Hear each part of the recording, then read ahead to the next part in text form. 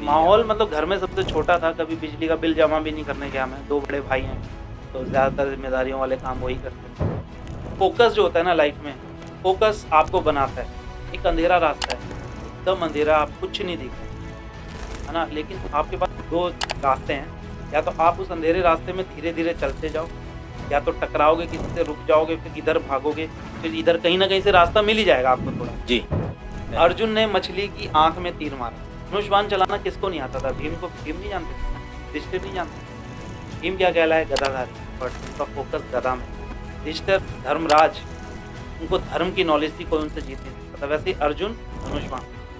मछली पे तीर तो कोई भी मार सकता है, लेकिन मछली की आँख में तीर मारने के लिए आपको अर्जुन होना पड़ेगा। बिल्कुल सर, ये तो बात है। आपको अपनी फ़ील्ड में अर्जुन होना पड़ेगा। अगर आपके पास सेकंड ऑप्शन है ना, आपको भाग्य से भी काम हो सकता है बहुत बड़ा मिल जाए। डाउन टू अर्थ क्या होता है? मतलब होता है ना कि सबको पता है सबके माँ-बाप एक ना एक दिन जाएँगे। मुझे क्या बोलूँ, अभी शब्द नहीं मिल रहा।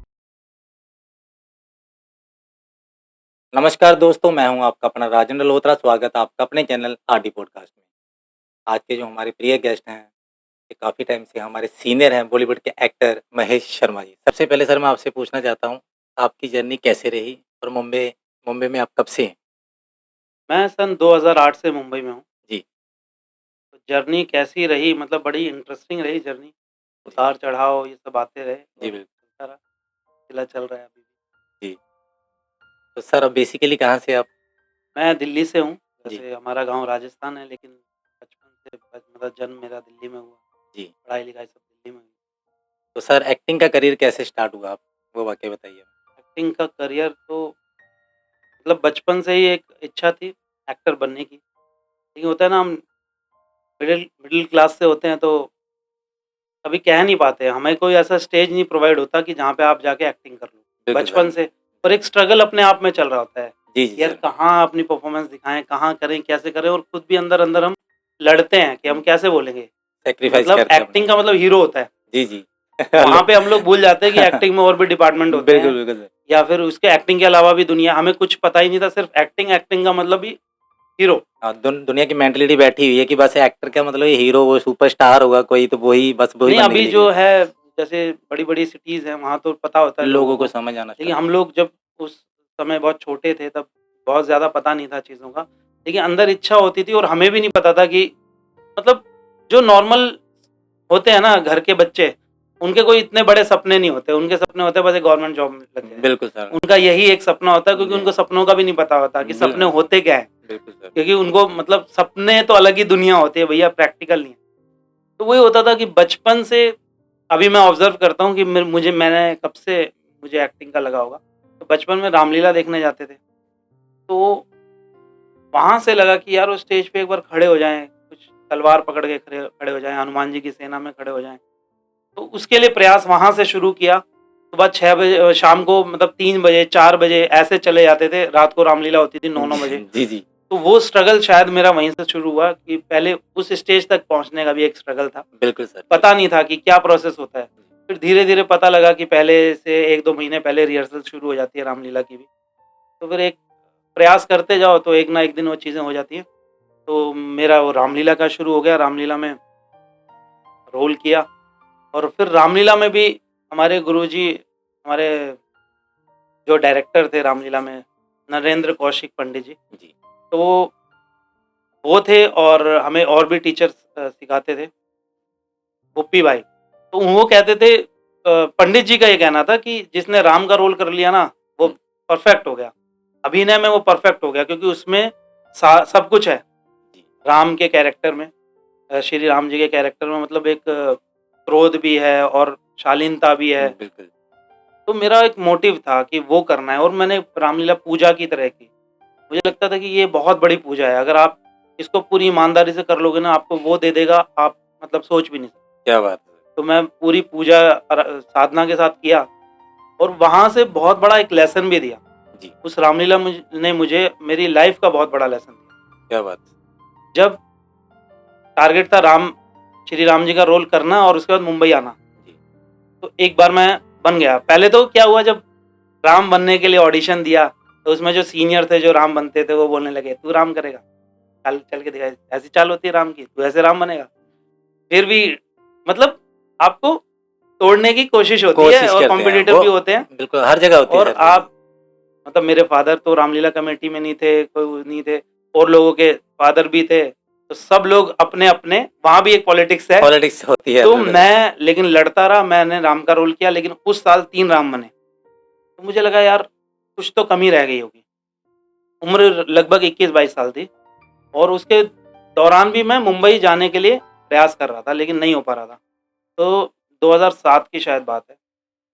तो 2007 में ऐसा हुआ मुझे कि इस बार तो मैं ही राम करूँगा, शुरू जी, से आखिर तक। जी।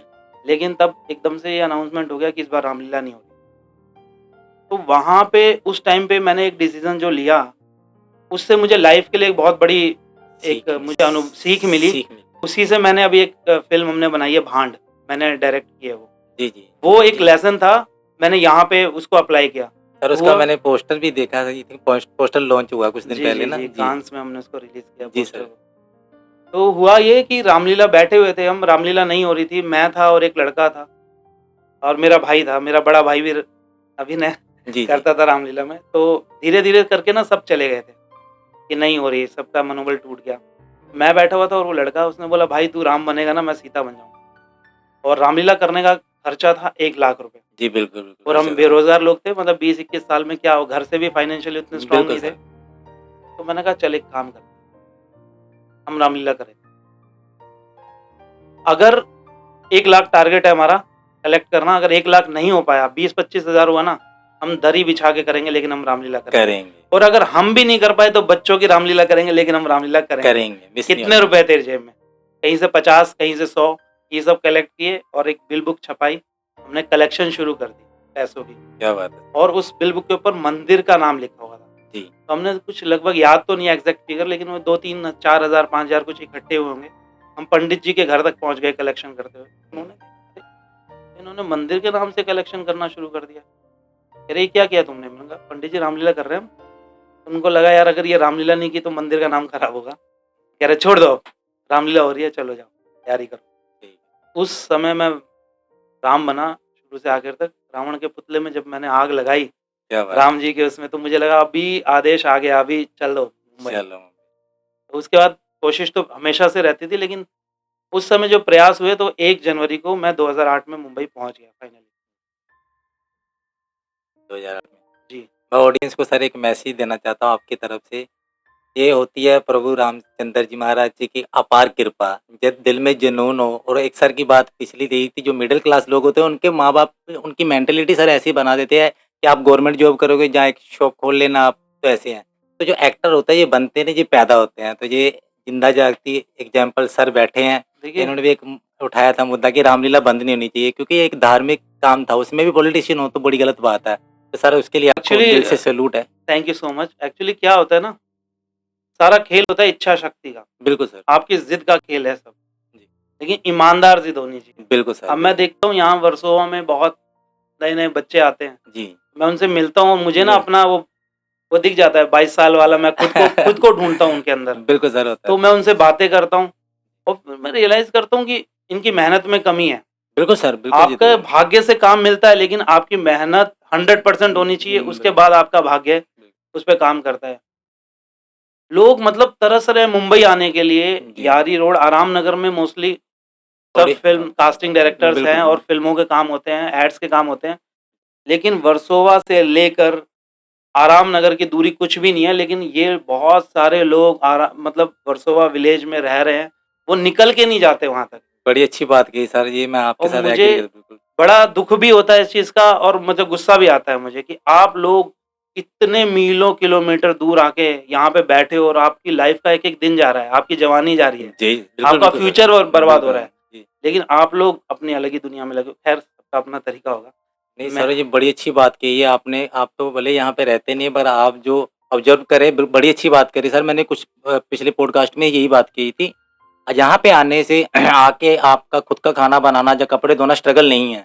आप एक्टिंग के लिए कर क्या रहे हो? उसके लिए तो जा नहीं रहे। कभी गए 1 मंथ बाद घूमे-फिरे, प्रोडक्शन के थक गए, फिर 30 दिन 20 दिन आराम किया, तो उसका कोई फ़ायदा नहीं। एक्टिंग के लिए आपको यार कुछ करना पड़ेगा, ऑडिशन दो डेली, देखिए प्रैक्टिस करो। है ना? एक्टिंग के लिए क्या होता है ना, एक्टिंग क्या किसी भी फ़ील्ड के लिए, आपके ना 24 घंटे आपके दिमाग में चलना चाहिए। एक ही चीज़ चली। एक ही चीज़ चलनी है, आप किस लिए आए हो? वो बिल्कुल। ज़िद होनी चाहिए, वो धुन होना चाहिए। जी सर। अगर वो धुन नहीं है ना आपके अंदर, आप जाके फ़ॉर्मेलिटी कर दे रहे हो कि 1 घंटे के लिए कहीं जाके हो आए, जी। उससे नहीं होगा। आप घर पे भी बैठे हो, किसी कारणवश नहीं जा पा रहे हो बाहर, आप घर पे भी बैठे हो तो फ़ेसबुक पे किसी को ढूँढ रहे हो या कहीं ढूँढ रहे हो। मतलब 24 घंटे आपके दिमाग में वो जंग चली रहनी चाहिए। बिल्कुल सर। तो मुझे लगता है ना, सुकून तो जीवन में बहुत ज़रूरी है, लेकिन कभी-कभी परेशान होना भी बहुत ज़रूरी है। अगर आप परेशान नहीं हो, आप नहीं भागोगे। बिल्कुल सर। तो परेशान होना भी ज़रूरी है अपने लक्ष्य के लिए। बिल्कुल, अपने पैशन के लिए हमेशा आप पूरा परेशान हो और दिल से पूरी जिद से मतलब पूरा जोर लगा दो अपना। अगर आप बैठे रहेंगे घर पे और सोचो कि मेरे लिए कुछ काम आएगा, जब स्पेशल कोई आएगा चल के, जब मेरा दिन आएगा, तो ऐसा नहीं यार, आपको खुद ही लाना पड़ेगा दिन। ये तो बड़ी अच्छी बात की है। ये एक्सपीरियंस जो एक्टर होते हैं, इनसे सीखने को मिलता है। सर ने तो अभी रामलीला की बात की है, अभी आगे आगे मज़ा आएगा। सर हमसे बहुत सीनियर हैं। सर ने आपने देखा भी होगा, हमेशा बॉलीवुड के काफ़ी मूवी की है सर ने और क्राइम पेट्रोल की है। सर वो वाली जर्नी बताइए यार आपकी इतना जहाँ सीनियर मत बोलो, मुझे बुड्ढा जैसा लगने नहीं लगा सर, कि इतनी सीनियर तो उम्र हो गई सीनियर मुझे। है, एज वाले एक्टर तो अरे लगते कोई सीनियर हैं। जूनियर कुछ नहीं होता, यहाँ नहीं पे सर, तो हमसे मुंबई तो में सीनियर है सर। लोग आते हैं, अगले दिन ये आपका बड़प्पन है कि आप सीनियर मान रहे हो। लोग आते हैं, बड़ा काम मिल जाता है, वो बड़े हो जाते हैं। कुछ छोटा बड़ा नहीं है, सब समय है, आज ऐसे है, कल वैसे है। घड़ी में 2 बार 12 बजते हैं, एक बार दिन के, एक बार रात के। जी सर। और मेरा हमेशा से मानना है, कभी भी ना इंसान को उसका बुरा वक़्त खत्म नहीं करता। इंसान को खत्म करता है उसके अच्छे वक़्त में उसका किया गया बुरा बर्ताव। तो जब आपका अच्छा वक़्त हो ना, तो हमेशा ये सोचना चाहिए कि बुरा भी आएगा। आएगा। क्योंकि ये एक सर्कल है, ये सर्कल बिल्कुल, चल रहा है, धरती ये घूम रही है, बस की तरह समय भी चल घूम रहा है। हाँ, तो आपको जब आपका अच्छा समय हो ना, तो आपको बहुत ज़्यादा सतर्क रहने की ज़रूरत है। बिल्कुल सर। बुरे वक़्त की गलतियाँ माफ़ कर देगा इंसान कि परेशान था। लेकिन अच्छे वक़्त में तो सीधा बोलेंगे बहुत घमंड था। सही बात। तो खैर 2008 में इधर आए, उसके बाद एकदम ज़ीरो लेवल से एक्चुअली एक भैया है घनश्याम कश्यप। तो हमारी जनरल स्टोर था हमारा, मैं वहाँ बैठता था और मम्मी सीरियल्स देखते थे। तो सीरियल में देख के मुझे लगा यार क्या मैं भी एक्टर, एक था अंदर से। दिल में थॉट आता तो है। वो आते थे और बोलते थे इतने टेढ़े-मेढ़े एक्टर आते हैं, बनते हैं, तू क्यों नहीं बन सकता? बन सकता है। मैंने कहा भैया क्या करूँगा? पैसे के बिना कैसे होगा? गाड़ी पे कपड़ा मार लियो, वो होते हैं ना स्पॉट बॉय वो बन जाइयो। उन्होंने इतना बूस्ट कर दिया, फिर मुझे लगा हाँ यार, कुछ भी कर सकते हैं अपने सपने को जीने के लिए। तो मैं वो सोच के आया था। तो मैं यहाँ पे किसी को नहीं जानता था मुंबई में और 2,500-3 हज़ार रुपए कुछ लेके आया था मैं। 500 रुपए कैश थे और 2,500 बैंक में थे और बैंक मुझे ज़्यादा यूज़ करना नहीं आता था, ना चेक जी, ना जी। कुछ। तो बेसिकली 500 रुपए ही थे जेब में। तो जब आया तो यहाँ पे एक लोहे की फैक्ट्री थी, वहाँ पे लोहा कटता था। तो लगभग 10 दिन मैं वहाँ पे रुका। 10 दिन वहाँ पे रुका और वहाँ पे क्या होता था, जनवरी के टाइम पे थोड़ा ठंड का समय रहता था। तो पूछते थे पानी गरम से नहाओगे कि ठंड कितने गरम से नहाओगे? ये मुंबई की बात है सर? मुंबई की बात है। मुंबई में कौन-सी जगह पे आए थे स्टार्टिंग में ये जब रे आए? रोड में एक जगह है रे हरे रोड। रोड, ये नई मुंबई में पड़ता है शायद? ये वडाला के आगे हाँ, पड़ता है रे वडाला के रोड। आगे, हाँ, नई मुंबई साइड में। हाँ, तो जी, जी, जी। वहाँ पे ये पनवेल रे साइड रोड में। है, वहाँ पे फैक्ट्री लोहे की फैक्ट्रियाँ हैं। जी, तो वहाँ पे मेरा अरेंजमेंट हुआ था। क्या बात! तो वो लोग लेकिन बहुत अच्छे थे, मैं अभी दोबारा जा नहीं पाया, मैं वो जगह भी भूल गया हूँ। वो लोग अपनी खाट मुझे देके खुद ज़मीन में सोते। क्या बात है! तो मैं बहुत थैंकफुल हूँ लोगों के लिए। वो पूछते थे गर्म पानी से नहाओगे? और वो एकदम लाल तमतमाता हुआ लोहा पकड़ के ऐसे लेके आते थे और ऐसे पानी में डुबोते थे। अच्छा। बोलते थे बताओ कितना गरम चाहिए? और गरम चाहिए, फिर और डाल देते थे, और तो ना पूरा पानी काला हो जाता था वो। काला ज़्यादा। तो वहाँ से शुरू किया, जब आया तो मुझे लगा यार कुछ मतलब खतरनाक जगह आ गया। क्योंकि ऐसा माहौल देखा नहीं होगा कभी यहाँ माहौल पे। मतलब घर में सबसे छोटा था, कभी बिजली का बिल जमा भी नहीं करने गया मैं, 2 बड़े भाई हैं, तो ज़्यादातर ज़िम्मेदारियों वाले काम वही करते थे। यहाँ जब आया और यहाँ लोकल ट्रेन के धक्के खाए, वो वाला एक्सपीरियंस सबसे खतरनाक रहा वो था वाला मुंबई का। सबसे खतरनाक एक्सपीरियंस हो जब आपको पता ना हो कहाँ से ट्रेन बन के चलती है, कहाँ खत्म कहाँ होती है। खत्म होती तो है। नॉलेज हो जाए तो थोड़ा बहुत आप बच सकते हो, जी, जी। तो वो बहुत खतरनाक एक्सपीरियंस था। जहाँ पे अंधेरी उतरना तो जाके गोरेगाँव बंदा उतरता जाके धक्का-मुक्की फिर हाँ, अंदर हाँ, हाँ। घसीट देते हैं लोग। मुंबई की ट्रेन की वो लाइफ अलग ही है कि एक्सपीरियंस अलग ही है मुंबई का। तो फिर ऐसे हुआ, स्ट्रगल चलता रहा, पता ही नहीं था कहाँ जाना है, कहाँ जाना है। किसी ने बोला चैम्बूर में आरके स्टूडियो है ना? हाँ, मैंने कहा आरके स्टूडियो तो सुना है, फ़िल्मों में देखा है वो ऐसे खड़ा होता है। जी, जी। तो मैंने कहा हाँ, हाँ, सुना है, सुना है। तो मैं आरके स्टूडियो गया, तो उन्होंने बोला यहाँ शूटिंग नहीं होती है। मैंने कहा कहाँ होती है? बोले फ़िल्म सिटी। फिर मैं ढूँढता हुआ फ़िल्म सिटी गया, फ़िल्म सिटी में जाके शूटिंग्स देखता था। तो वहाँ पे जूनियर आर्टिस्ट कोऑर्डिनेटर होते हैं जो जी, जूनियर जी। आर्टिस्ट अप्लाई जी, करते जी। हैं, तो वो कोई मुझे मिल गया। उसने मुझे जूनियर्स में काम देना शुरू कर दिया। फिर बीच में कोई मॉल्स में पम्पलेट बाँटना है या जी, कोई सिगरेट की कोई लॉन्चिंग हुई है तो आप पनवाड़ी की दुकान के बाहर खड़े हैं, वो जी, सब कर रहे हैं। उसमें थोड़ा ज़्यादा पैसा मिलता था लेकिन मुझे लगा यार ये तो नहीं करने आया था मैं। जी। मैं जूनियर आर्टिस्ट कर लूँगा, कैमरे के आस-पास तो रहूँगा ना। बिल्कुल सर, हाँ। तो शुरू हुई और जूनियर आर्टिस्ट में भी काफ़ी लेवल होते हैं। जैसे 3 लेवल है, एक होता है क्राउड, 1000 लोगों का क्राउड जी, है ना? उसके बाद होता है पासिंग जो करते हैं जी। जूनियर आर्टिस्ट, उसके बाद होता है मॉडल। Models modern. क्या है जो तालियाँ बजाते हैं, सबसे आगे रो रो में जो बैठते हैं। जी, जी। तो जब मैं तालियाँ बजा रहा था ना, तब मेरा क्लोज़ आ गया, टीवी में ट्रेलर्स में चल गया जी, जी। वो सब। एक एक बार मुझे याद है मैं गुज़र रहा था गली से अपने दिल्ली में, 2 औरतें बात कर रही थी, इसको टीवी में देखा, दूसरे ने बोला हाँ, ताली बजा रहा था। तो मुझे पता नहीं मतलब हर काफ़ी। चीज़ में ना मैं सोचता हूँ हर चीज़ में आपको पॉज़िटिव सोचना चाहिए। जी, तो मुझे पॉज़िटिव ये लगा कि मैं आ गया टीवी में आ गया। और मेरे साथ के जो दोस्त थे वो बोलते थे यार ये तो नहीं करने आए हम। कह रहे हम ऐसा करेंगे ना हमारे घरवाले वापस बुला लेंगे, तेरे घरवाले इतना बोलते हैं कि चलो अभी ताली बजा के 300 रुपए ला रहा है, आगे तो पता नहीं कितना कमाएगा। जी, तो तब ताली बजाई, तो आज लोग मेरे लिए ताली बजाते हैं। क्या बात है! बड़ी अच्छी तो बात की ये वैसे। आपको समय के साथ सबसे बड़ा ये था मुझे कि टिकना है पहले मुझे। सबसे पहले आपको टिकना है और उसी फ़ील्ड में टिकना है। और आपके अंदर टैलेंट है ना, आपको कोई नहीं रोक सकता। बिल्कुल सर, ये तो बात है। टैलेंट हो तो कोई नहीं रोक सकता। यही तो मैंने पहले भी बात की है कि ये आर्टिस्ट लोग पैदा होते हैं, ये बनते नहीं हैं। तो सर के दिल में भी पहले जज़्बा था, तो एक छोटी-सी प्रथा को स्टार्ट किया, किसी ने बंद की, सर ने शुरू की। वही श्री प्रभु रामचंद्र महाराज जी की कृपा हुई। आज अब मुंबई में सर ने अच्छा खासा काम किया, बॉलीवुड की अच्छी जानी-पहचानी नाम की मूवी सुई धागा हो गई। काफ़ी सारी सर अपने प्रोजेक्ट के नाम बताइए प्लीज़? मेरा मुँह से तो छोटा मुँह बड़ी बात हो जाएगी। सर के तो मेरी मैंने भी शुरुआत करूँगा। हुई थी 10 एमएल लव से। 10 एमएल लव मेरी पहली फ़िल्म है, जी, शरद कटारिया जी ने डायरेक्ट की थी। उसके बाद शरद जी की दम लगा के आइशा, सुई धागा में मैंने काम किया। रजत कपूर सर के साथ जी, एक फ़िल्म है कड़क, अभी एवरीबॉडी लव्स सोराब हांडा अभी मामी में स्क्रीन हुई थी। आँखों देखी, सीमा पावा जी के साथ राम प्रसाद की 13वीं, विद द रेलवेमैन यशराज की वेब सीरीज़। अभी और 5-6 फ़िल्में मेरी आने वाली हैं। तो अटेम्प्ट 1 का भी ट्रेलर आया है, तो आप लोग प्लीज़ उसको देखिए और शेयर कीजिए अपने दोस्तों के साथ। उसमें मेरा वन ऑफ द मेन है और अच्छी फ़िल्म है और आपको ट्रेलर से समझ में आ जाएगा कि कितनी अच्छी है। मैंने पहले भी कई बार एक्सप्लेन की ये बात, जो अपकमिंग में प्रोजेक्ट होते हैं वो हम बता नहीं सकते ऑडियंस को जब तक उसकी प्रमोशन शुरू ना हो। तो सर की एक खुद की लॉन्चिंग में सर मूवी जो आपकी आ रही है उसके बारे में थोड़ा बताइए जो अभी खुद की है? फ़िल्में में वैसे तो मेरी कुछ 5-6 फ़िल्में हैं। जी, एक फ़िल्म मैंने बनाई है भांड।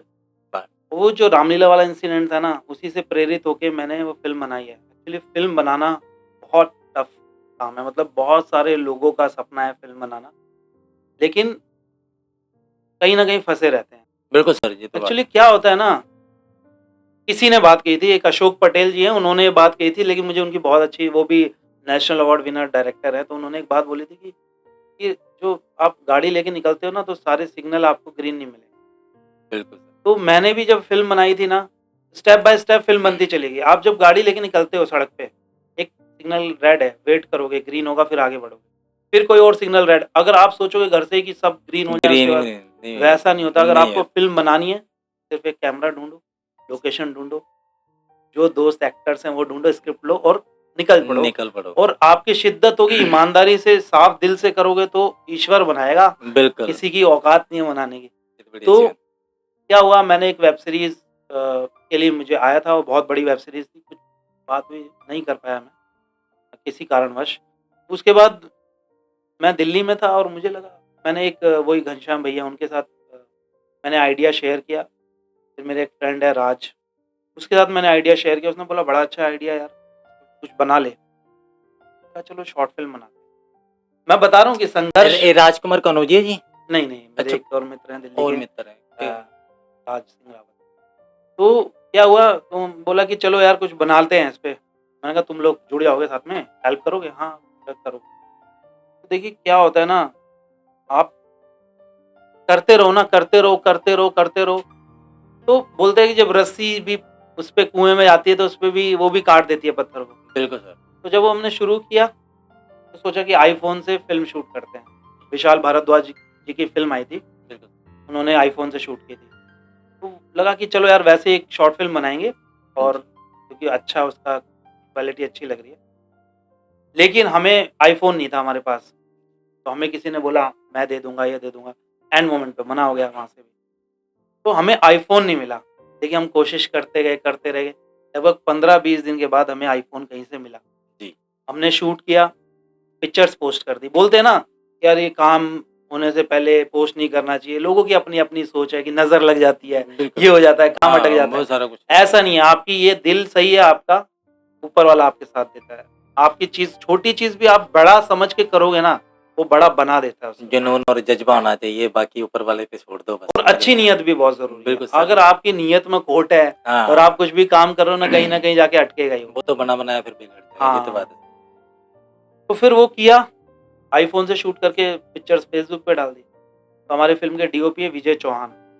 तो विजय चौहान का मुझे मैसेज आया, दादा आपके साथ काम करना है। मैंने कहा यार शॉर्ट फ़िल्म बना रहा हूँ। अभी मैं रीशूट कर चुका हूँ, रीशूट मुझे नहीं करना। कह रहा अरे दादा प्लीज़ उसने इतना पीछे वो मेरे पड़ गया। मैंने उसको बुलाया, उसके फुटेज देखे तो मुझे लगा अच्छा है, चलो कुछ किया जाए। तो फिर उसके पास कैमरा था, हमने कैमरे से शुरू कर दिया और करते एक टाइम पे हम 3 कैमराज़ के साथ शूट कर रहे थे फ़िल्म।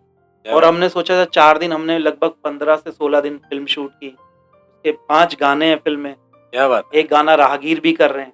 क्या बात है सर! राहगीर मतलब आज तो यूथ मतलब बिल्कुल मेरे सर, मेरे भी बहुत फ़ेवरेट हैं और बिल्कुल। इत्तेफ़ाक है जब मेरा फ़िल्म का रैप हुआ था, फर्स्ट टाइम जब मुझे लगा था फ़िल्म कंप्लीट हो गई, रैप हो गया। मैं मेट्रो से वापस आ रहा था, एक मैंने रील बनाई ऐसे ही और उसमें गाना डाला कच्चा घड़ा हूँ मैं। मैंने कहा यार बड़ा अच्छा गाना है, फर्स्ट टाइम मैंने सुना था। लेकिन तब से अच्छा भी लगा। बोलते यूनिवर्स को आप अट्रैक्ट करते हो। बिल्कुल सर, ये तो तो मैं है। उस दिन से चाहता कि यार ये राहगीर मेरे लिए अगर गाना गा दें हुँ, तो फ़िल्म में इसमें तो सोचा गाना लिखा मैंने, एक गाना लिखा और उसके बाद कहीं से मैंने फ़ेसबुक पे लिख दिया कि मुझे राहगीर का नंबर चाहिए। तो उनकी कोई फ्रेंड थी उसने बोला मैं मैनेजर का नंबर देती हूँ, राहगीर का नहीं दे सकती। मैंने कहा नहीं मुझे राहगीर का ही चाहिए, मैंने कॉन्टैक्ट नहीं किया था। फिर कहीं से करके मुझे राहगीर का फाइनली नंबर मिला, उनसे मेरी बात हुई क्या बात है और सर! अभी वो एक बहुत मतलब बहुत सुंदर गाना है वो और मैं उसके लिए बहुत विश्वास के साथ कह रहा हूँ, जब भी वो गाना आएगा, तो आप लोग बहुत राहगीर से भी जितना प्यार करते हो उसका और डबल प्यार सर करोगे। मेरे को भी बहुत अच्छा गाना लगता है जो आपने गुनगुनाया है ना मेरा कच्चा घड़ा हूँ मैं, है ना? हाँ, ये तो बहुत वो सुंदर हर गाना है। कोई इंसान मोटिवेट होता है वो गाना सुन बहुत, के। बहुत। तो फिर देन उसके बाद सर वो गाना उन्होंने कंप्लीट कर दिया अभी आपकी गाने मूवी। पे काम चल रहा है, अभी उसके अलावा भी 4 गाने हैं फ़िल्में टोटल। जी, एक्चुअली क्या होता है ना, देखिए मेरा एक एक चीज़ और मेरी माननी है, सबकी अपनी सोच होती है। मेरी सोच क्या है, फ़ोकस जो होता है ना लाइफ़ में, फ़ोकस आपको बनाता है। बिल्कुल सर, ये अभी तो है। जैसे हम आते हैं ना इस इंडस्ट्री में, तो लोग बोलते हैं यार साइड बाय साइड कुछ और भी करते हैं। लेकिन मैं उस पे विश्वास नहीं करता। देखिए क्या है ना, एक अंधेरा रास्ता है, एकदम अंधेरा, आप कुछ नहीं दिख रहा है ना? लेकिन आपके पास 2 रास्ते हैं, या तो आप उस अंधेरे रास्ते में धीरे-धीरे चलते जाओ, या तो टकराओगे किसी से, रुक जाओगे, फिर इधर भागोगे, फिर इधर कहीं न कहीं से रास्ता मिल ही जाएगा आपको थोड़ा, जी, या फिर इधर चले जाओ दाहिने में, यहाँ रास्ता दिख रहा है। आप उधर जाओगे ना, इंतज़ार करोगे कि सुबह होगी, यहाँ रोशनी होगी, तब इधर आऊँगा। ना आप उधर जा पाओगे, ना आप इधर आ पाओगे। बिल्कुल सर। तो आपको जितना दिख रहा है, 1 कदम चल सकते हो, 1 कदम चलो, लेकिन एक ही रास्ते में चलो। और हमें अपनी कहानियों से और नेचर से सीखना चाहिए। सूरज की रोशनी सब जगह फैली हुई है, बिल्कुल सर, लेकिन उसी सूरज की रोशनी को आप एक लेंस से एक जगह फ़ोकस करोगे ना, वो आग लगा देगी। सही बात है सर। अर्जुन ने मछली की आँख में तीर मारा। अच्छा धनुष बाण चलाना किसको नहीं आता था? भीम नहीं जानते थे? युधिष्ठिर नहीं जानते थे? बिल्कुल, भीम क्या कहलाए? गदाधारी। क्यों? तो गदा चलाने में एक्सपर्ट थे, उनका फ़ोकस गदा में था। युधिष्ठिर, धर्मराज, उनको धर्म की नॉलेज थी, कोई उनसे जीत नहीं सकता था। वैसे ही अर्जुन, धनुष बाण। मछली पे तीर तो कोई भी मार सकता है, लेकिन मछली की आँख में तीर मारने के लिए आपको अर्जुन होना पड़ेगा। बिल्कुल सर, ये तो बात तो है। आपको अपनी फ़ील्ड में अर्जुन होना पड़ेगा। अगर आपके पास सेकंड ऑप्शन है ना, तो आप कर लोगे काम। आपको भाग्य से भी काम हो सकता है बहुत बड़ा मिल जाए। बिल्कुल, लेकिन जो मेहनत वाला काम होता है ना, वो जी, आपको हमेशा ज़िंदा रखता है। बिल्कुल ये तो है क्योंकि सर। ये ऐसा है, अभी आप अप जाओगे फिर डाउन आओगे ही आओगे, ये सृष्टि का नियम है। मतलब दिन होता है, रात होती है ना? सूरज को भी डूबना पड़ता है रात को। तो आप जब ऊपर से जब नीचे आओगे ना, अगर आपने मेहनत की है, स्ट्रगल किया है, संघर्ष किया है, तो आपको पता है मैं एक बार ऊपर गया था ना, मैं फिर आऊँगा। आप भाग्य के भरोसे नहीं बैठोगे। बिल्कुल सर, ये तो है। तो और आप मजबूत रहोगे, आपको स्ट्रगल, संघर्ष आपको मजबूत बनाता है। बिल्कुल सर। संघर्ष होना जीवन में ज़रूरी है। यही सर बड़े-बड़े जो हमारे आर्टिस्ट लोग हैं, जो सक्सेसफुल लोग हैं, उनसे यही चीज़ें सीखने को मिलती है। वो रहते भी डाउन टू अर्थ ही हैं, उनको पता है कि यार ऊपर से कब नीचे देखिए के नीचे क्या से होता ऊपर है कैसे डाउन टू अर्थ, मैंने आज ही फेसबुक पे पोस्ट किया था, डाउन टू अर्थ क्या होता है? मतलब कोई रहता नहीं है, नेचर होता है। मैं तो हमेशा से ऐसे डाउन टू अर्थ हूँ। लोग अभी बोलते हैं डाउन टू अर्थ, क्यों? अभी काम करने लगे वहाँ। लोगों का नजरिया बदला है। बदला कोई है। डाउन टू अर्थ अब किसी जो ऑलरेडी स्टार है ना उसको बोलो डाउन टू अर्थ, नहीं हो पाएगा वो चाह के भी, क्योंकि उसका नेचर नहीं है। समझ रहे हो? एक जो आदमी सड़क पे सोता है, गरीब है, आप उसको डाउन टू अर्थ बोलोगे? नहीं बोलोगे, नहीं बोल उसको मजबूर बोलोगे। मजबूर। तो सही ये है भाई। या फिर ये होता है कि आपने सक्सेस को दिमाग पे नहीं चढ़ाया, आप आज भी वहीं खड़े होके चाय पी रहे हैं सड़क पे जहाँ पहले पीते थे, तो बिल्कुल। आपको डाउन टू अर्थ बोला जाएगा। जी जी तो यही है यार। बिल्कुल। हाँ, लोगों का नज़रिया अलग-अलग तरीके से, भले ये भी है, कुछ कुछ पब्लिक ऐसी भी रहती है, इतना 2 तरीके की होती है ना पब्लिक। जैसे एक बंदा इंसान बेला घूम रहा फालतू का, जहाँ तो वो काम फ्री घूम रहा है, तब उसको लानतें पड़ती है कि यार तू बेला घूमता रहा तो कुछ करता नहीं। जब वो कुछ करता है, तब भी उसको सपोर्ट नहीं करते, या तो फिर लोगों के अंदर जेलसी होती है, जलन होती है। तो दुनिया तो हर प्रकार यार की देखो है। क्या है, दुनिया का सोचोगे ना, अपना नहीं सोच पाओगे। बिल्कुल सर, बिल्कुल। आपको जब आप शीशा देखो ना, आप नजरें मिलाओ, तो आपको पता लग जाएगा आप पूरी ईमानदारी से जो चीज चाहते हो उसके लिए मेहनत कर रहे कर हो रहे हो। या नहीं कर रहे हो। बिल्कुल सर, ये या तो अपने है। आप को कोई इंसान किसी को धोखा नहीं देता। घर वालों को बोल दो कि ये कर रहे हैं, हम नहीं कर रहे, आप अपने आप को धोखा दे रहे हो। बिल्कुल, बिल्कुल। आप अपने आप को ही धोखा दे रहे हो और किसी को नहीं। जी। सर आपका भी ड्रीम कौन सा है? जो आप बिगेस्ट ड्रीम कोई ऐसा रखा हो कि मैं उसको पाना चाहता हूँ आज के टाइम पे as a work. As a work मतलब देखिए, ड्रीम्स तो मतलब एक्टर बनना था, वो कर रहे हैं, सब कर ही रहे हैं। और एक समय के बाद क्या होता है ना, आपको एहसास होता है। अभी मैं हो सकता है बहुत बड़ी-बड़ी बातें करने लगा हूँ, लेकिन मुझे लगता है कि यार ये जीवन और मृत्यु का खेल है ना? बिल्कुल सर, ये भी तो है। मृत्यु और जीवन का खेल है। हम बड़े-बड़े सपने, एक तो ये जीवन ही बहुत मिथ्या है और हम इस मिथ्या फील्ड में हैं, है ना? ये बड़ी एक साधु सन्यासियों वाली बात है, लेकिन मुझे लगता है कि आप अपने जीवन में भी अगर ये सोच के साथ कुछ भी काम कर रहे हैं ना, ईमानदारी से करेंगे आप। क्या होता है, और सबके अंदर एक सिम लगा हुआ है, अलग-अलग सबके मोबाइल में, और सबका उसी कंपनी का सिम है। मतलब जो तबला बजाता है ना, उसके टैलेंट ऊपर वाले ने दिया है, तभी वो तबला बजाता है, मैं तबला नहीं बजा सकता। बिल्कुल सर। तो वैसे ही मेरा काम है अभिनय, है ना? अभिनय के साथ-साथ आप अगर अंदर ये सोच है, मुझे सच पता है कि कब साँसें रुक जाएँ, पता नहीं। बिल्कुल, बिल्कुल। ये तो जीवन सर का ये तो है। कटु सत्य है, मतलब जीवन में ऐसे अनुभव देखे हैं। तो अभी क्या सपने और क्या मतलब चल रहा है, जैसे चलने दो। कुछ हमेशा बड़े से बड़ा सोचो जीवन में करने का, एक ना लेकिन उसके लिए थोड़ी पागल नहीं होना है। थोड़ी-सी जिसकी भगवान के साथ लगन लगी हो, उसके मुख से ये बातें निकलती है सर, मैं भी जानता हूँ। कहीं न कहीं आप बिलीव करते हो बहुत ज़्यादा गॉड में, होता भी है सर। हमारा जो एक-एक साँस है, जो सब ऊपर वाले का दिया गया है। हमारे क्या पता दरे-दराए रह जाए, ये साँस भी उनकी मर्ज़ी से चल रही है, होना तो उसकी मर्ज़ी से है। पर इंसान को कोशिश करते रहनी चाहिए हर चीज़ के लिए। देखिए क्या हर होता है ना, वो भी सच्ची कोशिशों को ना फल देता ही देता है। बिल्कुल सर, बिल्कुल, आज नहीं तो और कल मिलता है। आप पूरी ईमानदारी से करोगे ना, आपका प्रयास विफल जा ही नहीं सकता। बिल्कुल सर, ये तो है। हमने ये जो फ़िल्म भांड बनाई, हमने उसी प्रयास किए और पूरे सच्चे दिल से किए। तो हमने भी कभी नहीं सपने में सोचा था कि कान्स में पोस्टर रिलीज़ होगा।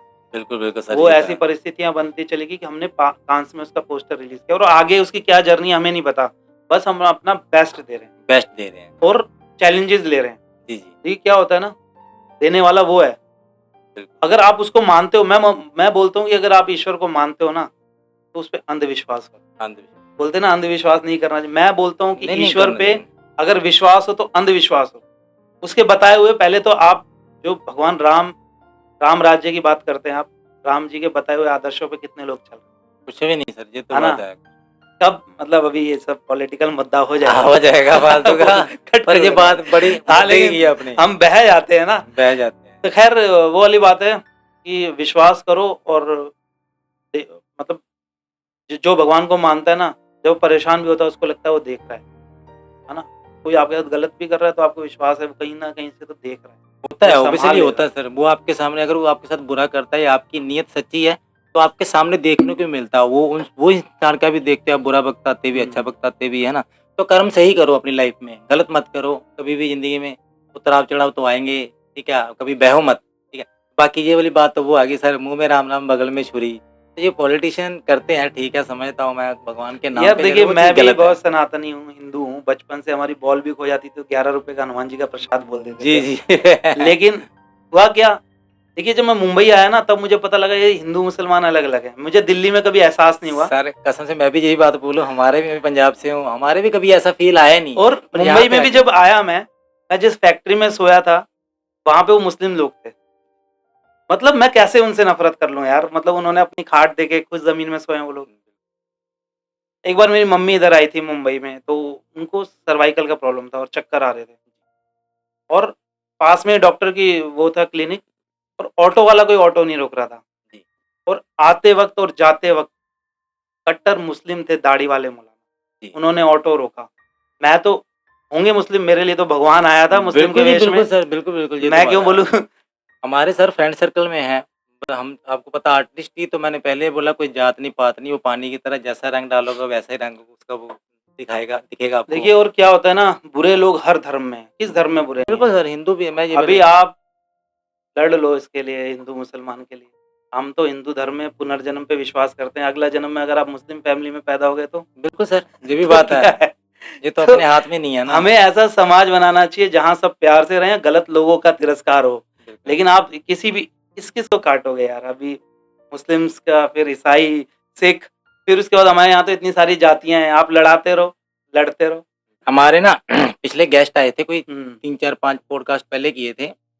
अमन पठान जी, अच्छा। बड़े अच्छे लड़के थे वो इन्फ्लुएंसर भी थे, एक्टर भी थे। उन्होंने भी ये बात बड़ी अच्छी कही थी, हालाँकि मुस्लिम थे, मैं हिंदू हूँ, हमने बैठ के आपस में विचार चल रहे थे और ऑन द कैमरा चल रहे थे। उन्होंने ये बड़ी अच्छी बात कही थी, जब हम बचपन में छोटे थे, स्कूल में पढ़ते थे, तो तब एक ही टिफ़िन में खाना खाते थे, एक ही जगह झूला झूलते थे, एक ही जगह खाते-पीते थे, सब था। एक ही जगह मुर्गा बनते थे। तब तो हमारे दिमाग में ये चीज़ें नहीं थी, ये हिंदू है, ये मुस्लिम है। जब बड़े होता है ना इंसान, उसकी मेंटालिटी को चेंज करने वाला वातावरण है। सही बात है देखिए, गलत? ऐसा है, और तो उसका नहीं, माहौल ऐसा नहीं है, गलत लोग भी हैं। वही तो बोल रहा हूँ ऐसा उनके नहीं कि गलत लोग नहीं है, गलत सोच के साथ भी लोग उन्हीं के बीच में घूम रहे हैं। सर वो एक करके सब बदनाम हो जाते हैं ना। हाँ, बोले लेकिन मैं ये नहीं अगर बोलता मेरे घर में कोई गलत है ना, तो मेरे को बताना चाहिए। मतलब जी, आपके धर्म में जो गलत लोग हैं ना, सबसे पहले आपका काम है बिल्कुल कि सर, उसको बाहर करो भाई। बाहर करो। उसका पक्ष नहीं लेना है आप, यही चाहे तो वो किसी का भी धर्म हो। सर ये पक्ष-पक्ष में चक्कर हो रहा है। इधर वाले इधर का पक्ष कर रहे हैं, यार इधर वाला कुछ इधर नहीं का यार, पक्ष कर उसी छोटा-सा पक्ष में है। जीवन है, 4 दिन की ज़िंदगी है। इसी के ऊपर मैंने एक गाना लिखा है। ये जो हम लोग, देखिए क्या है, ज़मीनों के लिए लड़ रहे हैं, धर्मों के लिए लड़ रहे हैं, और कितने किसके लिए? मतलब 4 दिन की ज़िंदगी के लिए। बिल्कुल सर, आपकी ज़िंदगी का पता नहीं है 1 सेकंड बाद आपकी साँसें चलेंगी कि नहीं, और हम लड़ रहे हैं बिल्कुल। कि ये ज़मीन ले लो, ये ये हमारा, कर ये लो। तुम्हारा। मैं सबकी बात कर रहा हूँ, पूरे विश्व की बात कर रहा हूँ। ये प्यार मोहब्बत से रह लो यार, थोड़े बहुत तो दिन चलो जीना है। इतना प्यारा भारत है हमारा यार, सब जात धर्म के लोग रहते हैं। तो ये यही चीज़ें अगर हम प्यार का संदेश दें तो और भी निखार आएगा, और भी प्यार बँटेगा, है ना? तो यहाँ पे ब्लड तो सबका लाल ही है। ये भी देखने को मिलता है देखिए, सर। सबसे बड़ी बात है, आप रोड पे जा रहे हो, आपका एक्सीडेंट हो गया, बिल्कुल सर। तो जो इंसान आपको उठा के लेके जाएगा ना, वो आपका पहले धर्म नहीं पूछेगा। अगर अगर किसी ने वो धर्म पूछा ना, तो समझ लेना उस दिन ये देश खत्म हो चुका है। इंसानियत खत्म होगी, अगर देश भी आपका खत्म होगा। आईडी कार्ड उठा के कोई लेके गया ना, कि मेरे धर्म का है तो मैं इसको लेके जाऊँगा, वहाँ पे आप सोचोगे नहीं, आप चाहे जितने कट्टर हो, बिल्कुल, है ना? लेकिन आप आपके अंदर क्योंकि इंसान है, बिल्कुल सर। वो इंसान कहेगा लेके भागो इसको। बिल्कुल, बिल्कुल, और सही फिर बोला वो सर ने। डॉक्टर भी होगा, वो ब्लड भी चढ़ेगा आपको, किसी भी धर्म का ब्लड चढ़ेगा। वही तो सर मैं बोल रहा हूँ मेंटालिटी में बैठी हुई चीज़ें, नफ़रत। वो मैं बैठी नहीं है, कुछ समय के लिए आती हैं, चली जाती हैं चीज़ें, माहौल के हिसाब से। पर सर ये हवा जो चली हुई है ना मेरे हिसाब से जाना वो तो गलत है। हम वार्तालाप तो कर रहे हैं, भले हमें भी कोई टारगेट करे इस चीज़ के लिए। मैं देखता हूँ बहुत सारी मैं पॉडकास्ट की बात करूँगा। एक और पॉडकास्ट किया था पीछे, तो वो भी एक्टर थे, मैं नाम नहीं लूँगा। बहुत अच्छे एक्टर थे और काफ़ी पुराने सीनियर थे हमसे। तो उनके नीचे भी किसी ने वीडियो में कमेंट कर रखा था ये बात कि जो मेरी तरफ से बोल रहे थे, जो होस्ट कर रहे हैं उन्होंने सीधा नमस्कार बोला। तो तुम मुस्लिम होके तूने ये बात नहीं बोली बीच में, तू मालिक मालिक कर रहा है, तू अल्लाह क्यों नहीं बोल रहा खुल के ये वो। तो ये लोग होते हैं बीच में पंप देने वाले और हालाँकि हमारे यहाँ तक जहाँ तक का सिर्फ़ एक आर्टिस्ट का रिश्ता था, इसमें जात और धर्म कहीं नहीं आ रहा था। देखिए क्या होता है, हर तरीके के लोग हैं। अब मैं ऐसी एक जगह रहता था, हमारे गणपति विसर्जन या हम माता बैठाते थे पड़ोस में, तो वहाँ पे मुस्लिम लोग भी जाते थे, बिल्कुल, विसर्जन करने के लिए। जी, जी, मैं तो बिल्कुल। उनको जानता हूँ, मैं उनको नहीं जानता जो मंदिर ब या नहीं हमारे बैठ हमारे भगवान की इज़्ज़त नहीं करते ना, मैं उनको नहीं जानता। बिल्कुल, बिल्कुल सर। हमें देखिए, कोयले की खदान में जाते हो ना आप, 2 तरीके के लोग जाते हैं। एक जाता है कोयला ढूँढने, दूसरा जाता है हीरा ढूँढने। तो सही बात। आपके ऊपर है कि आप कोयला ढूँढ रहे हो कि हीरा ढूँढ रहे हो। हीरा हीरा ढूँढे हैं। हीरा ढूँढोगे तो आपको हीरा मिलेगा, और बिल्कुल, कोयला ढूँढोगे तो कोयला ही कोयला है भाई। बिल्कुल, बिल्कुल। ये तो बात है। किसी ने और भी अच्छी बात की थी कोयले की खदान में जाओगे तो है ना, तो काले ज या फिर वहाँ पे जाओगे ना क्या बोलते हैं इसको इत्तर की दुकान पे, इत्तर ना भी लगाओगे तब भी खुशबू से आओगे। तो हाँ। आपका वो वाला माहौल बनता है आपको किन लोगों के साथ बैठना है, किन लोगों के साथ खड़े होना है ना? तो ये सब चीज़ें होती है, आपके संगत से ही रंगत लाती है। तो मेरा भी मानना है जी अच्छे लोगों में बैठो, अच्छे लोगों और की सोच होनी चाहिए। कल को आपको ही प्रॉब्लम होगी, आपकी फैमिली में प्रॉब्लम और होगी। सभी धर्म में कि आप ऐसा नहीं है कि हर कोई सही है, मैं ये भी कहूँगा। लेकिन जो गलत कर रहा है ना, अपने बच्चों को गलत तालीम दे रहा है, गलत सिखा रहा है, तो आप अपने बच्चों को नहीं, उनके बच्चों का भी भविष्य खराब भविष्य कर रहे खराब कर हैं। रहे अपने हैं। ही बच्चों का भविष्य खराब कर रहे हैं। बिल्कुल सर, ये तो बात है। भविष्य एक खराब बात कर बताओ, एक जंगल है ना, एक जंगल में पेड़ होता है, नीम का भी होता है, पीपल का भी होता है। अगर सिर्फ पीपल ही पीपल होगा तो कैसा लगेगा? रहने जंगल तो है, यार, सही बात है। सुंदर ऊपर वाले ने बनाया है यार, अगर उसको मानते हो तो इंसान की क्या औकात है? देखो वो नेचर कहेगा बनाने कि वाले ने भी उसने भी हर उसने प्रकार की प्रजाति हर के पत्ता अलग है, आप एक पौधे में देखना, हर पत्ते का स्वरूप अलग है, जानवर अलग-अलग तरीके से जानवर अलग है। तो तो ये ये जान लोग धर्म तो खैर हमने बनाया है, लेकिन ठीक है, एक दूसरे का सम्मान होना चाहिए। मजा भी सभी उसी में धर्मों है। के लिए ज़रूरी है कि एक दूसरे का सत्कार सम्मान करो करें। सबका यार, एक और दूसरे की धार्मिक हो खोलो। गया है पॉडकास्ट हाँ, चलो कुछ फ़िल्मी भी बन है, गई पर एक इससे। अच्छा मैसेज जाना चाहिए सबको। सर ये वो आपने जो बात कही है ना, इसी के पीछे एक छोटी-सी कहानी है। वो मैंने वीडियो देखी थी, वो वीडियो में क्या था, एक गाँव से लेडीज़ आती है मुंबई अपने हस्बैंड के साथ। तो हस्बैंड पहले मुंबई में काम करता है। उसको जो ब्रोकर होते हैं ना, जिसको हम वो दिखाते हैं, जो रूम एजेंट होते हैं, तो वो रूम दिखाने के लिए ले, जैसे खोली टाइप था रूम। तो वो बोली, "यार ये मैं यहाँ पे रहूँगी क्या? तो हमारे गाँव में तो इतना बड़ा घर है हमारा, तो यहाँ पे छोटी-सी खोली में मैं कैसे रहूँगी?" तो जो ब्रोकर था उसको बोला कि मैम जो आपके गाँव में आप आँखें खोल के ऊपर आसमान की ओर तारे देखते हो ना, सितारे, तो कहता है ये मुंबई में पैदल घूमते हैं। तो सर मैंने हमेशा यहाँ पे बहुत सारे आर्टिस्ट, एक्टर लोगों को देखा, बड़े-बड़े स्टार लोगों को, अकेले फ़ील करते हैं, अपना घूमते रहते हैं। अगर कहीं इवेंट्स में जा रहे हैं, कहीं आउट ऑफ सिटी जा रहे हैं, तो फिर उनके साथ क्या रहते हैं, सिक्योरिटी रहती है, बाउंसर रहते हैं। देखिए क्या है, तो ये एक हर एक एक्टर की एक कहानी है। एक्टर भी जो है ना इंसान ही है। बिल्कुल सर, बिल्कुल। उसको लोग देखते हैं, एक अट्रैक्शन होता है, जी, जी, जी। वैसे ही साँस लेता बिल्कुल। है ना? वैसे ही जी रहा है। वही लाइफ़ है ना? बिल्कुल सर। ये है। बिल्कुल, बिल्कुल, ये तो बात सही तो इंसान है तो इंसानों की तरह ही रहेगा। है। वो आसमान से तो आया नहीं है। जी, बिल्कुल, बिल्कुल। तो सर ये आपकी जो मूवी आने वाली है, तो ये आप किस बेसिक पे बनाई, वो थोड़ा हमारी ऑडियंस को यार बताइए प्लीज़? हमारी फ़िल्म का नाम है भांड और उसकी एक टैगलाइन है, कलाकार होना आसान है लेकिन कलाकार बने रहना बहुत मुश्किल है। क्या बात है! मतलब आप एक प्ले करो, जी, उसके बाद भी आप कहने लगते हो कि एक्टर हूँ, मैं एक्टर हूँ। लेकिन 20 साल बाद भी क्या आप वो बात बोल सकते हो? तो ऐसे डिपेंड करता है सिंगर के लिए भी कि आप शुरू में कहीं भी गाए बोले सिंगर हूँ, कि आप कितना सर्वाइव कर पा रहे हो। बिल्कुल, बिल्कुल, सही बात है सर। और ये फ़ील्ड ना, आर्टिस्ट होने वाली फ़ील्ड ना, सबसे मुश्किल काम होता है। मुझे जी। लगता है आईएएस, आईपीएस बनने से भी मुश्किल है एक आर्टिस्ट बनना। क्यों? जब आईएएस, आईपीएस आप करते हो ना, आपके घरवाले आपको सपोर्ट करते हुँ। हैं। घरवाले बोलते हैं, "अरे! हमारा बेटा इसकी ऑब्वियसली तैयारी बात कर रहा है।" पूरे रिश्तेदार भी, "अरे वाह! वेल डन, लगे है। रहो बेटा, तुम तो कामयाब हो जाओगे।" लेकिन जब आप इस फ़ील्ड में आते हो ना, सबसे पहले बोलता है, "अरे! क्या भांडगिरी करने चला गया? रिश्तेदारी ताने क्या मारते करेगा?" सबसे पहले सर। छोड़ दो रिश्तेदारों को, परिवार वाले भी साथ नहीं देते कई बार। बिल्कुल, बिल्कुल। और तो और इंसान, एक बार ऐसा भी समय आता है कि जब आप खुद अपना साथ नहीं देते। जी, आपको लगता है मैं कहाँ फँस गया हूँ। बिल्कुल सर। और कितने लोग ऐसे भी हैं जो नहीं रहे, जी, जबकि बिल्कुल सर। बहुत गलत काम है यार, कुछ भी इम्पॉसिबल नहीं है, कुछ भी मुश्किल नहीं है। अगर आप उस लायक हो, सबसे पहले तो आपको ये पता होना चाहिए कि आप सिर्फ़ एक शौकिया आ गए हो या आप उस लायक हो, आपको ऊपर वाले ने उस चीज़ के लिए बनाया है। सबसे पहले आपको ये पता होना चाहिए। ऐसे नहीं कि एक आपको जुनून चढ़ गया, अरे दिखना है टीवी पे और आप आ गए। वैसे नहीं होगा। अगर आपको एक इनबिल्ट होता है, हर कंपनी का एक मोबाइल है, सबके अंदर एक सिम है। आपके अंदर क्या सिम डली है, आपको वो देखना है। तो वैसा है तो कुछ भी मुश्किल नहीं है यार, लोग मिसाइल बना रहे हैं। क्या-क्या बना दिया लोगों ने, हम तो फिर भी बहुत छोटी-मोटी चीज़ों के लिए कर रहे हैं। बिल्कुल सर, बिल्कुल। तो जो ये भांड की कहानी है, बहुत कुछ मैं रिवील नहीं करूँगा। जी, लेकिन मैं ये कहना चाहूँगा कि ये सिर्फ़ एक आर्टिस्ट की कहानी नहीं है, हर एक इंसान की कहानी है, जिसने बुरा वक़्त देखा है, जिसने खाली जेब देखी है और उस खाली जेब से दुनिया कैसी दिखती है, ये उसकी कहानी है और इसके अंदर बहुत बड़ा एक हिडन मैसेज है। जब फ़िल्म रिलीज़ होगी और वो मैसेज आएगा, तो मैं चाहता हूँ, ये जो मैसेज है फ़िल्म का, मेन मैसेज, वो आप उस पे बड़ी गहराई से सोचिएगा और उस पे मैं चाहता हूँ कि वो एक दिन, वो एक डे सेलिब्रेट हो, जो उस फ़िल्म के अंदर बोला गया है। अभी टाइम है, काम चल रहा है, मैं अपना बेस्ट करना चाहता हूँ, हमारी पूरी टीम अपना बेस्ट करना चाहती है। उसके बाद फ़िल्म की डेस्टिनी है कि वो कहाँ जाती है। क्या बात है!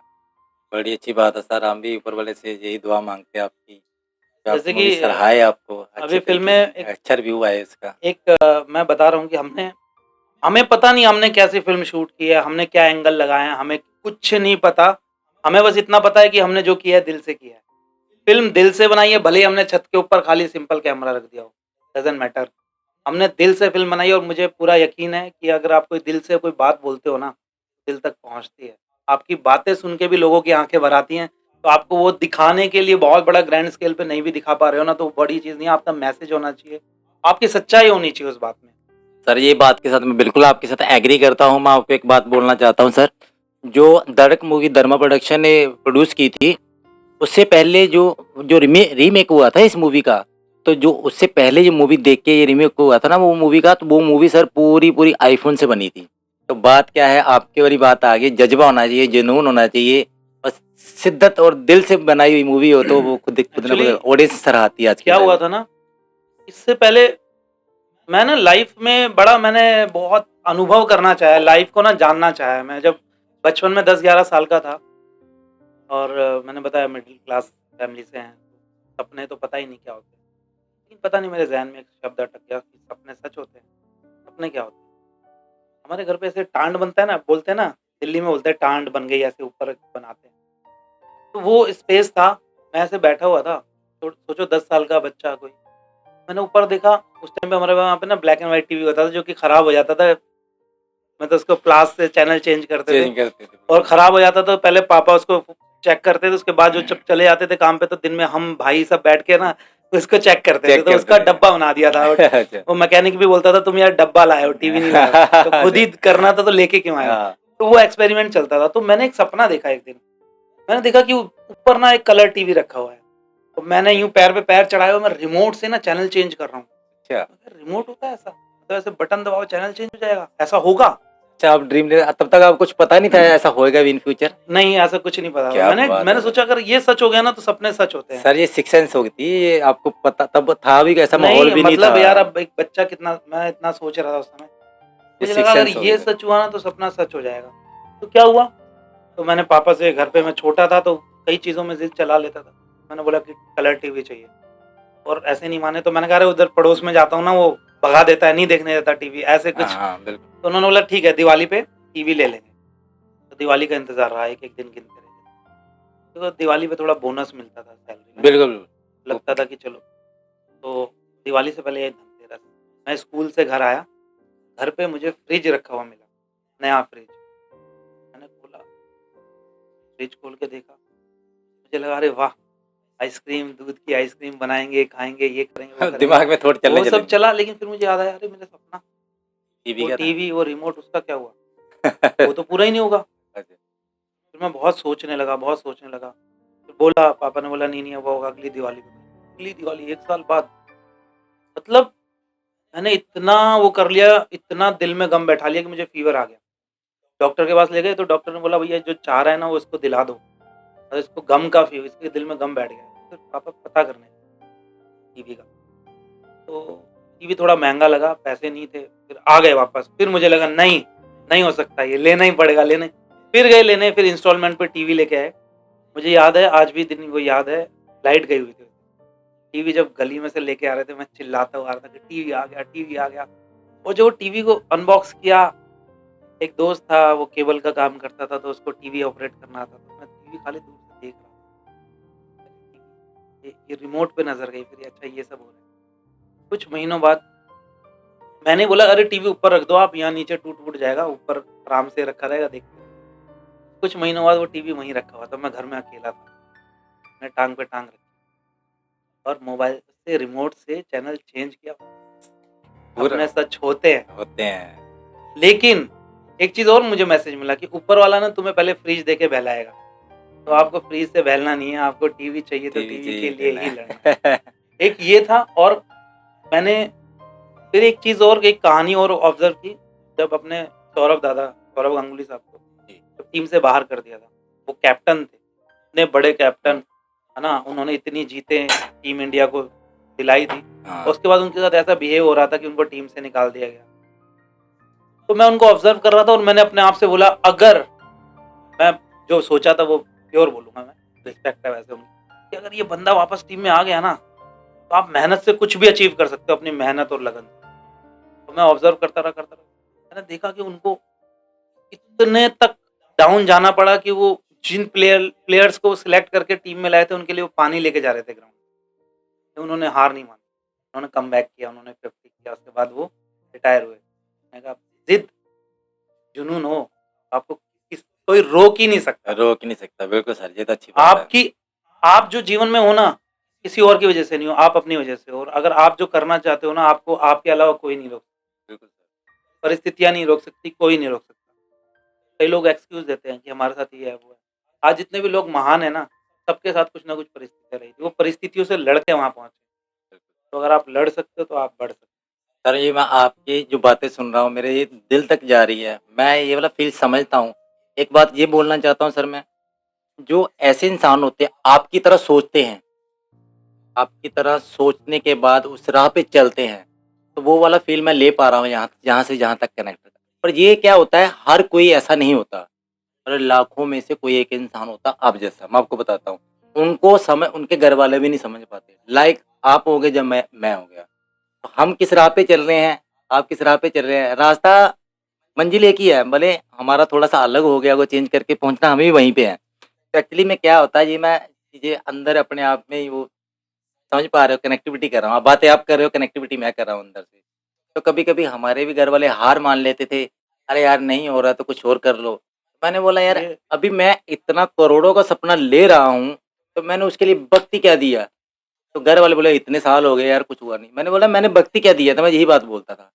मैं तो ये चीज़ चाहता हूँ, समझता हूँ, सोचता हूँ यार इसमें समझ लो रिटायरमेंट मिलती है। आप ज़्यादा मत बोलो, समझ लो इसकी रिटायरमेंट अभी मेरे को करने दो जो मैं करता हूँ।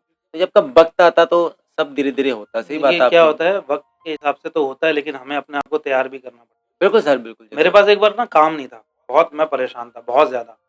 एक पंडित जी के पास गया। जी, पंडित जी ने बोला देखो अभी तो काम नहीं आएगा, तुम्हारा समय सही नहीं है, एक समय के बाद आएगा, लेकिन पीली सरसों तुम्हें पीली रखनी पड़ेगी। अब वो मैं सोच में पड़ गया कि यार इस चीज का क्या मतलब, इन्होंने बोला कि सरसों पीली रखनी पड़ेगी। पीली रख बाद में मेरे दोस्त ने समझाया, कह रहा जब मार्केट खुलता है ना, सरसों तब बिकती है, लेकिन वो मार्केट खुलने तक उसको वैसा हरा भरा रखना हरा-भरा पड़ता है। रखना तो पड़ेगा। आपको अपने ऊपर काम करना पड़ेगा। जब आपका समय आएगा, आप उसके वेट में बैठे रहोगे, कुछ नहीं, आपको मेहनत करनी पड़ेगी, अपने ऊपर इम्प्रूवमेंट करना पड़ेगा खुद को। बिल्कुल सर, अपने अपने आप को इम्प्रूव करते रहो और समय का इंतज़ार इंतज़ार मत करो, करते रहो, प्रयास करते रहो। तो वही क्या पता कल ही आ जाए, 1 मिनट बाद ही आपका समय हो। आप नहीं प्रयास तो करोगे। अगर प्रयास ही ना किया तो फिर क्या फ़ायदा है ना? मैंने वो दौर देखा है कि मेरी मम्मी अभी तो है नहीं, 2 साल हो गए, चले गए। तो मम्मी बोलती थी कि बेटा, जब मैं क्राउड में जाता था, मम्मी कहती थी कि बेटा कैमरे वाले को बोल दे तेरे ऊपर कैमरा कर दे।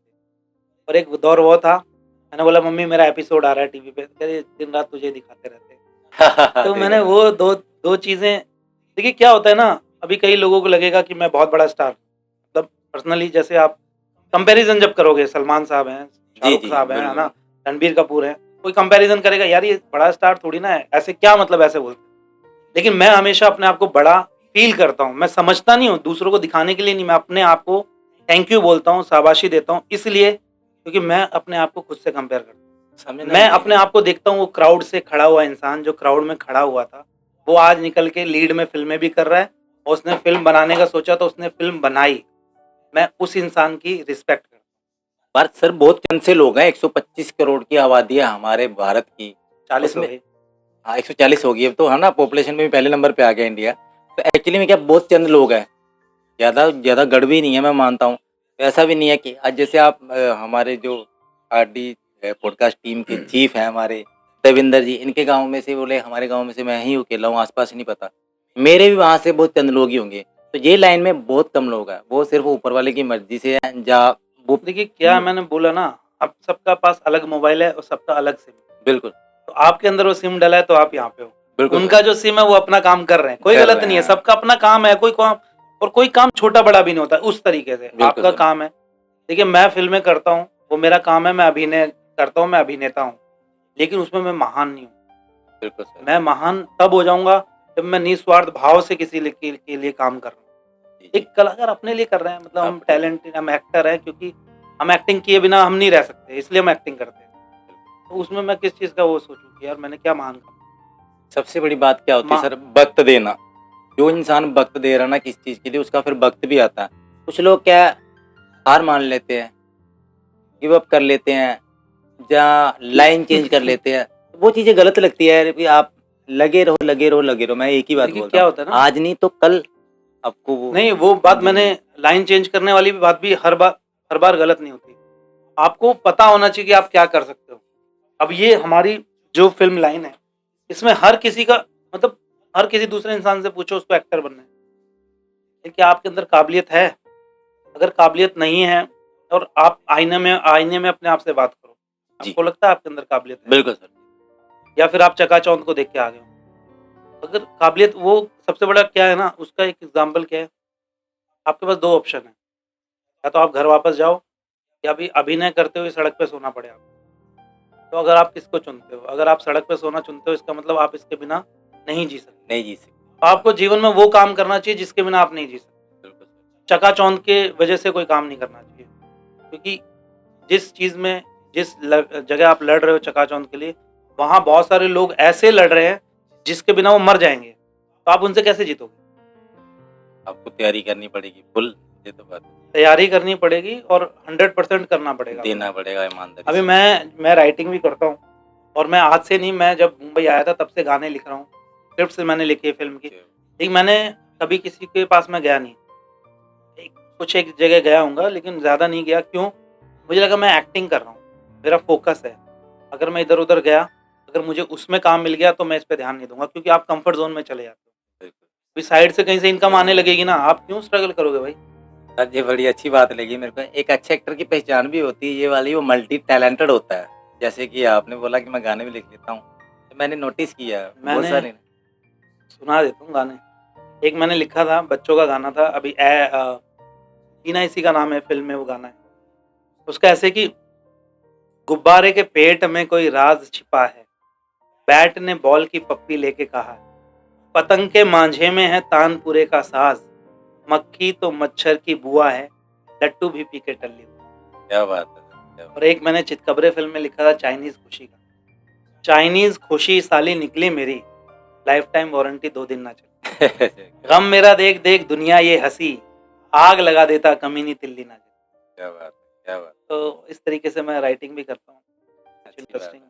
सर ये थॉट्स में कैसे आते हैं आपके, मतलब सब कुछ मैनेज कैसे देखिए करते क्या हैं? होता है ना, एक सब गॉड गिफ्ट है मुझे लगता है। अभी अच्छा एक चीज़ और है, आपकी जो कमी होती है ना, बचपन से आपको बताया जाता है तेरे अंदर ये बड़ी कमी है, तेरे अंदर बड़ी कमी है। जो आप सही जगह पहुँच जाते हो ना, पता लगता है आपकी बहुत बड़ी खूबी है।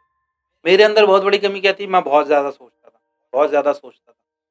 और अभी जब राइटिंग या एक्टिंग करते हो ना आप, वो बहुत ज़्यादा सोचना आपके किरदार को जीवित कर देता है, या आपकी राइटिंग में आप गहराई में पहुँच जाते हो। ये बात बड़ी अच्छी है ना सर? फिर आप पूरा छोटे-छोटे पॉइंट भी नोटिस करते हैं कि यार यहाँ पे ऐसे करेंगे या ऐसे कर सकते हैं ना, वो भी चीज़। क्या होता है, जो लेखक होता है, राइटर, वो हर किसी से बातें करता है, वो दीवार से बातें करता है, वो आपके सोफ़ों से बातें करेगा।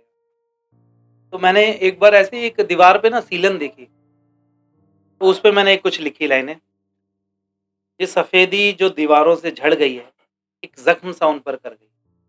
अच्छा, दीवारों के कान होते हैं तो दिल भी तो होता होगा। दीवारों के कान होते हैं तो दिल भी तो होता होगा। दिल टूटता है तो ये रोती हैं, उसी से ये सीलन। क्या बात है सर, क्या बात है! बड़ी बड़ी अच्छी बात। तो वही। अच्छा लिखते हो सर आप, शुक्रिया, गहराई से शुक्रिया। लिखते हो, ये भी बात होती है। ये शब्द ना जो आप लिखते हो सर, ये ऑब्ज़र्व आपने कैसे ये मैनेज करते हो, मतलब जब लिखते हो तो वो सब कैसा माहौल ये मैं करीब बताया अपनी। ना कि जब मैं लिखता हूँ तो मुझे हर किसी से मैं बातें करता हूँ, ये माइक मुझसे बातें करता क्या बात है! वो है। हर कोई मुझसे फ़ील बातें लेते हो आप, करता है, आप फ़ील अपनी लेते हो, दुनिया में पहुँच जाते हो। हाँ, मैं बातें करती है चीज़ें आपसे। फ़ील करते हैं ना वो हाँ, चीज़ हाँ, होते हैं। आपसे हर वो चीज़ें। अट्रैक्शन हो जाती है ना अंदर से, मान लो किसी वो एक देखिए ना। जैसे मैंने लाइफ़ पे लिखा था, ये ज़िंदगी मौत तक जाने का सफ़र है। ये ज़िंदगी मौत तक जाने का सफ़र है, फिर भी ना जाने क्यों हर कोई सब जानकर भी बेखबर है। जहाँ देखा वहाँ पाया, हर इंसान दौड़ता नज़र आया। न जाने ये कैसी चाहत थी, हम सपने खरीदते रहे ज़िंदगी की रकम देकर, और जो हाथ आया वो समेटा ना गया। क्या बात है सर, क्या मतलब बात हम है! सपनों के पीछे दौड़ रहे हैं, ज़िंदगी का एक-एक दिन जा रहा है।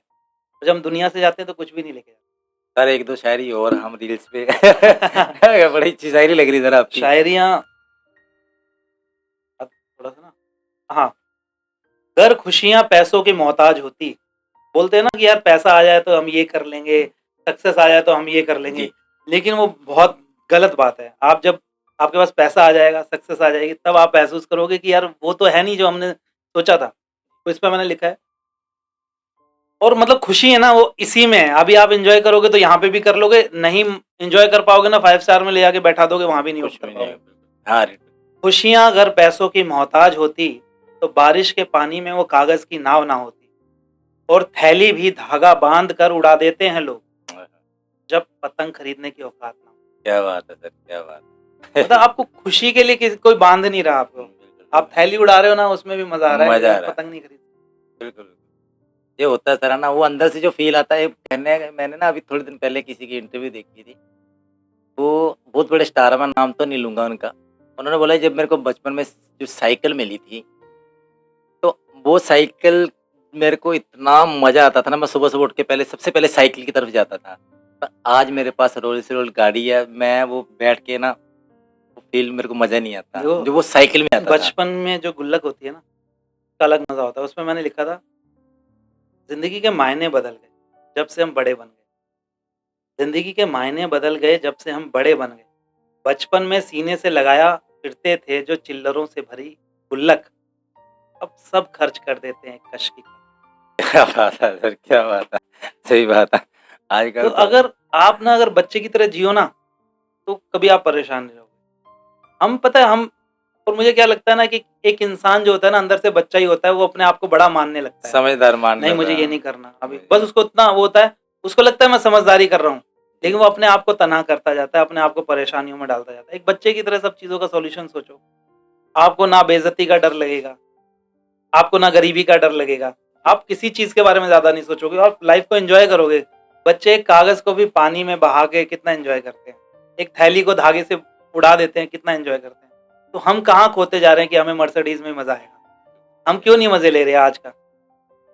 हाँ ना, कल के चक्कर में आज खराब कर रहे हाँ, कल के चक्कर में आज खराब कर आज रहे हैं और जब वो खराब कल आएगा ना, तो हम फिर कल का वेट करेंगे। तो कर जो सर। जीवन है आज यही है। सही बात सर, एक शायरी आप बहुत अच्छी करते हो। शुक्रिया, एक और सुन लो इसी बात पे। जी, जी, जी।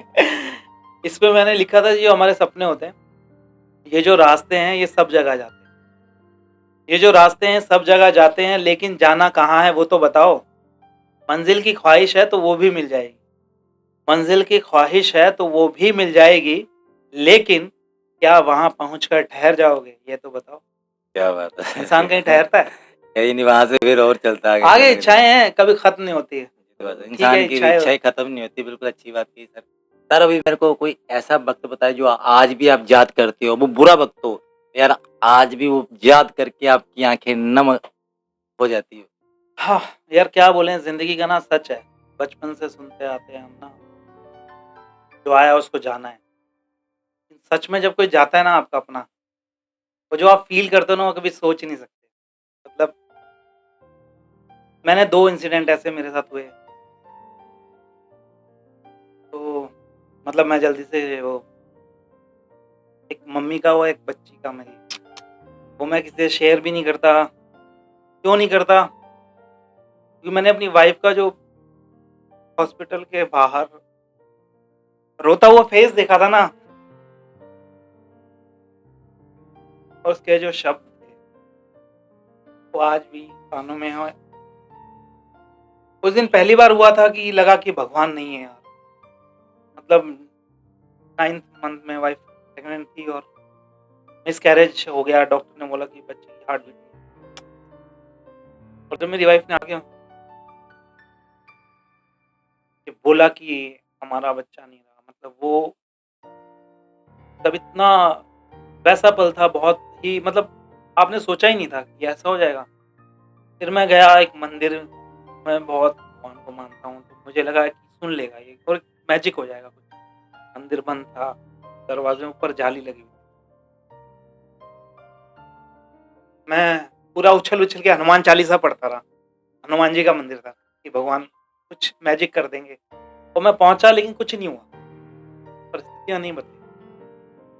और फिर बच्ची का था, और एक बाप और बच्ची का, तो वो एक बेटे, अभी बेटा है मेरा, लेकिन वो बेटी के साथ एक बाप का जो होता है ना, समझता हूँ सर मैं, आपका तो आप बहुत प्रॉब्लम होती है। मतलब आप शब्दों में नहीं बोल सकते हो उसको। मैं कभी किसी से शेयर नहीं करता। वाइफ से भी नहीं शेयर करता मैं ज़्यादा, क्योंकि उसे दुःख ना हो। जी। अपना दुःख ऐसे ही मम्मी मेरी की जब गई, मैं आज भी मम्मी की तस्वीर की तरफ नहीं देखता। मैं ये सोचता हूँ कि मम्मी कहीं घर पे है। सुबह-सुबह फ़ोन आता है 7-8 बजे चाचा के लड़के का कि भाई बड़ी मम्मी नहीं रही। मैंने कहा अच्छा, फ़ोन कट कर दिया। मैं अपने आप से कहता हूँ ये तो होना था ना यार, ये तो जीवन है, जिसको आना है जाना है। तो सर ये मम्मी के बारे में बोल रहा था, मेरी मम्मी के बारे में। 10 मिनट बाद मुझे चिल्लाया हूँ, चिल्ला-चिल्ला के रोया हूँ कि क्या हो गया? पहले मैं सोच रहा हूँ हाँ, दिल्ली जाना है, ब्रश करना है। उसके बाद मैं मतलब पूरे रास्ते रोता आया और मुझे लगा कि यार मैं क्यों जा रहा हूँ? अब है ही नहीं ना, मम्मी तो है ही नहीं, मैं क्यों घर जा रहा हूँ? एयरपोर्ट पे जब उतरा तो मुझे लगा क्या करूँगा यार घर जाके, है ही नहीं मम्मी, क्यों जा रहा हूँ मैं? रोते-रोते पूरे रास्ते घर पहुँचा।